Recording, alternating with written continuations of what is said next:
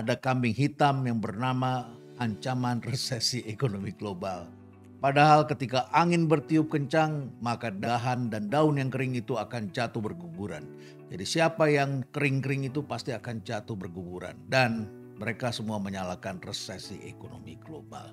Kita melihat laporan beberapa berita beberapa hari ini adalah terjadi gelombang PHK di antara para startup. Dan kemudian juga ada politisi yang mengatakan pemerintah segera turun tangan atasi itu.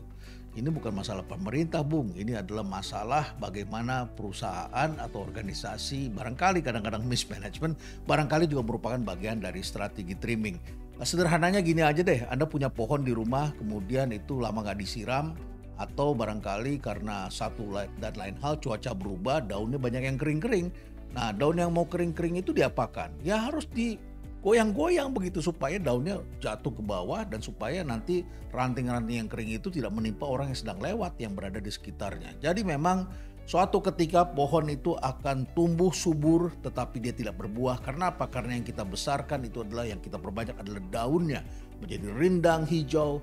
Maka ada lagu dalam bahasa Indonesia dulu adalah paling enak si mangga udang, pohonnya tinggi buahnya jarang.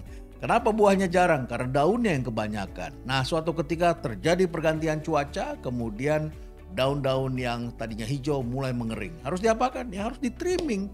Supaya buah keluar, maka dahan-dahan itu tidak boleh dibuat menjadi menutupi sinar matahari agar bisa masuk. Nah, biasanya filosofi tanaman adalah ketika hidupnya terancam, maka dia akan mengembangkan keturunan. Dan itu artinya berbuah. Dengan buah maka ada biji, maka dia akan menjadi subur. Dan kemudian kita bisa mengambil buahnya, bijinya bisa kita tanam kembali. Nah, supaya bisa berbuah jadi memang harus ada penyiksaan katanya. Orang-orang Betawi di Jakarta kalau punya pohon mangga, biasanya pohonnya itu seringkali dicacak batangnya. Dicacak pakai kawat, dikasih paku. Mudah-mudahan sekarang kita jauh lebih beradab gitu ya. Dan ada kalanya juga akarnya itu dikasih bata merah, ditumpuk-tumpuk pakai bata merah. Dan pupuk ya sama saja, pupuk itu kan panas sebetulnya. Kalau Anda taruh berlebihan, pohon bisa mati barangkali. Nah, baiklah apa yang terjadi, usaha dapat diibaratkan sebagai pohon dan pohon itu kemudian tumbuh rindang. Kemudian pada tahapnya supaya bisa berbuah, kita harus berani melakukan trimming. Ini adalah hukum alam dalam mengembangkan usaha. Namun ketika kita mendirikan startup, ada yang senang nyiram.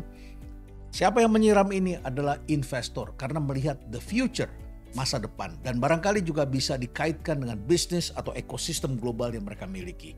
Maka lahirlah SoftBank, Alibaba, dari Wall Street, angel investor dan lain sebagainya, orang-orang kaya yang punya uang besar. Dan mereka ingin mendapatkan cuan, ingin mendapatkan, kalau orang Tionghoa di Jakarta bilangnya Kang Tao.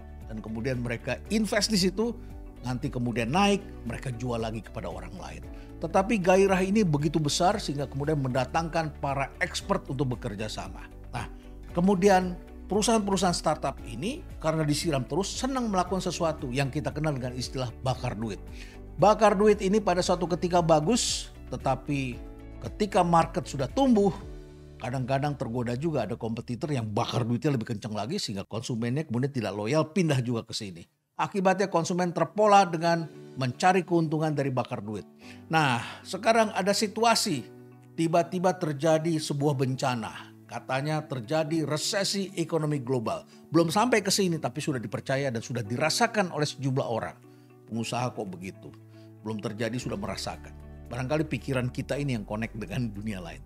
Tapi baiklah, 2 tahun terakhir ini apa yang terjadi di Tiongkok itu sangat menarik. Mengakibatkan pertumbuhan usaha dari sejumlah startup besar, apakah Alibaba, JDID, dan lain sebagainya itu kemudian juga tertahan karena China mempunyai policy yang disebut the common prosperity.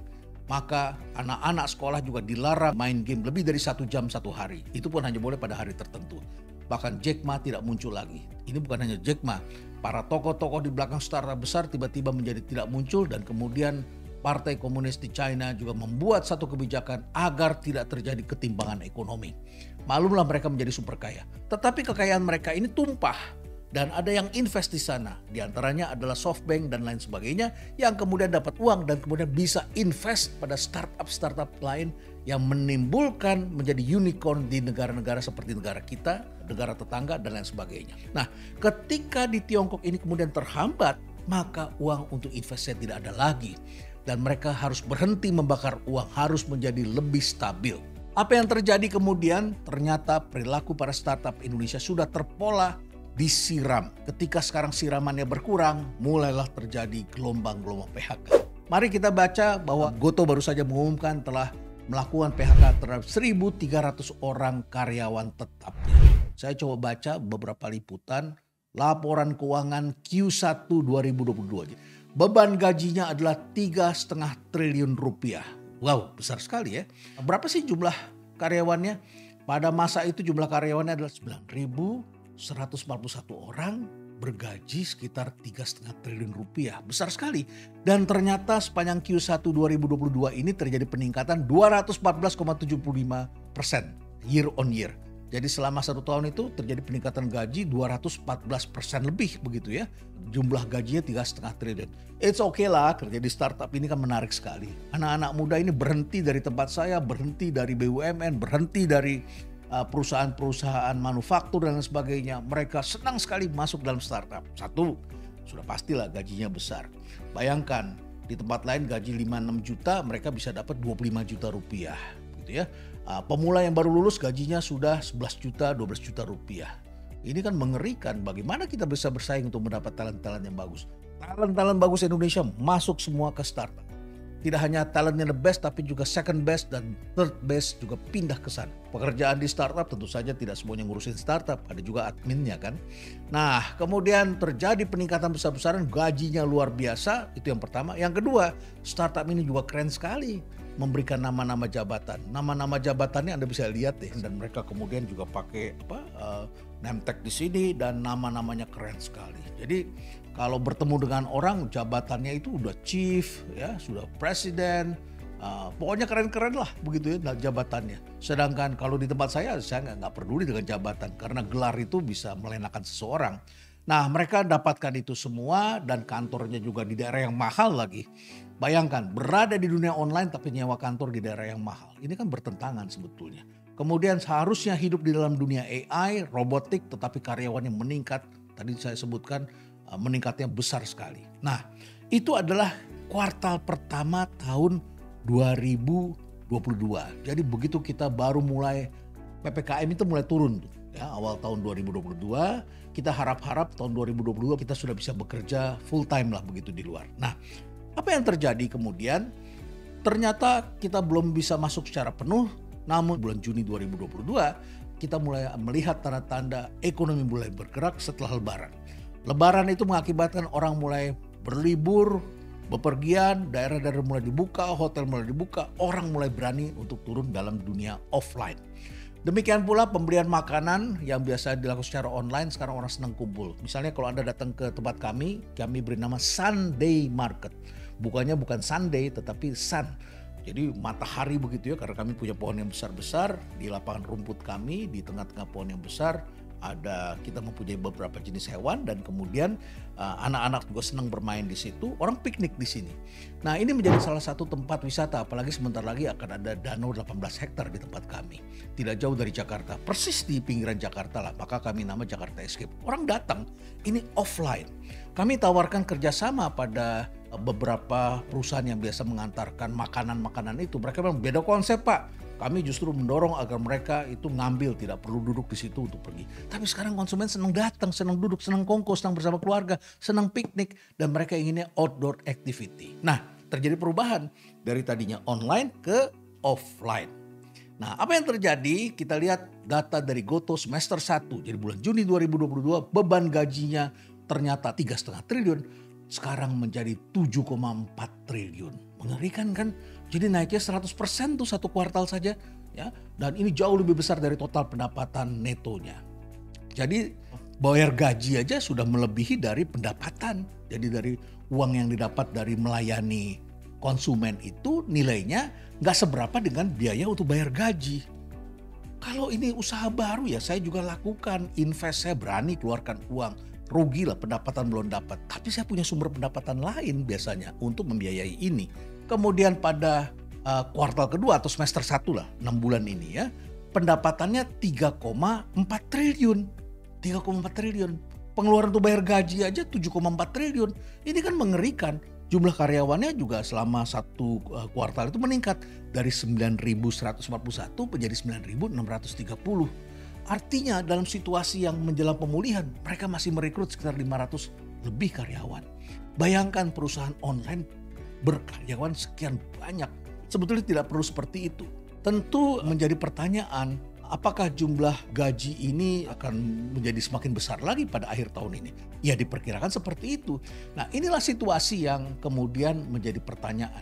Startup ini mempunyai beberapa ciri. Pertama, gajinya besar. Yang kedua adalah memberikan nama-nama jabatan yang keren-keren begitu.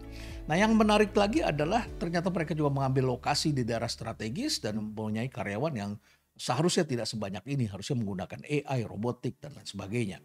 Nah, tentu kita bertanya, kenapa harus gajinya sebesar itu? Besar kemungkinan hampir semua startup kita sebagian besar itu mengacu kepada struktur gaji dan cara kerja, suasana kerja yang diterapkan oleh Google. Anda barangkali pernah nonton filmnya tuh tentang Google itu ya. Itu indah sekali, di situ ada sepeda, orang jalan di tengah-tengah ada food courtnya, ruang bersama. Indah sekali lah bekerja di Google itu. Modern, suasananya menyenangkan. Pantaslah orang lain bilang, wah kalau di situ terjadi work-life balance. Kalau di tempat lain tidak terjadi work-life balance, bisa main-main dan lain sebagainya, bekerja dengan teknologi. Ini menjadi acuan, padahal mereka mempunyai investor besar dan skala mereka global. Sedangkan pengusaha-pengusaha kita ini adalah lokal. Kalau kita bicara tentang transportasi online, itu semua regional itu. Anda bisa lihat misalnya Lyft itu adanya di Amerika, tapi menguasai di sisi barat, California, San Francisco. Kemudian kalau Anda bicara Uber ya pantai timur itu ada di New York dan sekitarnya. Kalau kita bicara China pasti Didi Huaidi. Dan kalau kita bicara Grab, Gojek ya Asia Tenggara begitu. Jadi mereka mempunyai market yang lokal. Jadi stoplah menyalahi gejolak ekonomi global. Kalau kita lebih bijaksana barangkali yang dimaksud adalah ya sumber dana barangkali yang nyirem pohon tadi. Kemudian kita lihat lagi bahwa mereka bergaya seperti perusahaan-perusahaan dari Google, Meta, dan lain sebagainya. Sehingga kemudian ini menjadi acuan dan sekarang menjadi bencana.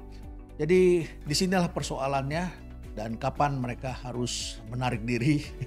Ya menarik karena sekarang terjadi gejolak ekonomi global. Daripada kita terganggu reputasi kita, lebih baik kita katakan saja. Ini semua penyebabnya adalah karena terjadi gejolak ekonomi global yang dikenal dengan nama resesi. Mungkin sebentar lagi ada beberapa startup yang mengikuti karena daun-daun keringnya udah mulai kebanyakan, dahan-dahan keringnya juga berantakan. Ini lebih baik digoyang-goyang agar itu rontok dulu dan setelah itu mereka harus melakukan rehire.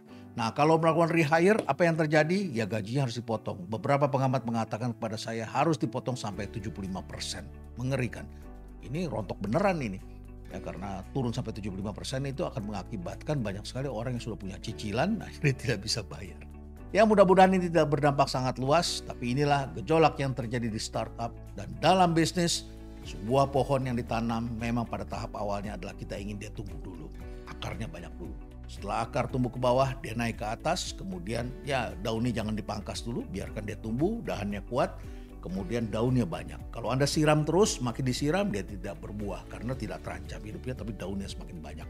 Daunnya semakin banyak, Anda mulai rindu, ini kapan berbuahnya? Supaya berbuah daunnya harus Anda trim, harus Anda potong, harus Anda pangkas, kadang-kadang harus Anda siksa. Seperti itulah bisnis. Kadang-kadang Anda harus mentrim, jumlah brand kebanyakan harus Anda trim, jumlah SDM kebanyakan. Ya seperti itu, sama seperti kita punya rambut kepanjangan, berantakan, ya harus kita trim, harus kita rapikan, dan akhirnya kita perbaiki. Inilah yang dihadapi oleh dunia startup kita, mudah-mudahan akan menjadi jelas. Jangan selalu mencari kambing hitam. Mentang-mentang resesi ini sedang melanda dunia, tetapi masih jauh dari kita. Inilah yang disebut sebagai the negativity bias. Jauhkan itu karena pikiran kita bisa mempengaruhi apa yang kita lakukan. We are what we think. Ada yang bertanya, apa yang bisa membuat saya tetap sehat dalam menjalankan aktivitas saya sehari-hari yang sangat beragam dan tentu saja menyita waktu. Saya katakan saya selalu menggunakan produk dalam negeri dan tidak lain adalah tolak angin. Tolak angin adalah herbal untuk meningkatkan daya tubuh yang sudah lulus uji toksisitas sehingga tidak ada efek samping buat organ-organ dalam tubuh saya. Dan tolak angin diproduksi oleh Sido Muncul yang sudah berpengalaman lebih dari 70 tahun mengolah herbal. Produknya tentu saja bisa dibeli di sidomunculstore.com atau marketplace kesayangan Anda lainnya. Kalau masuk angin, orang pintar minum tolak angin. Stay relevant.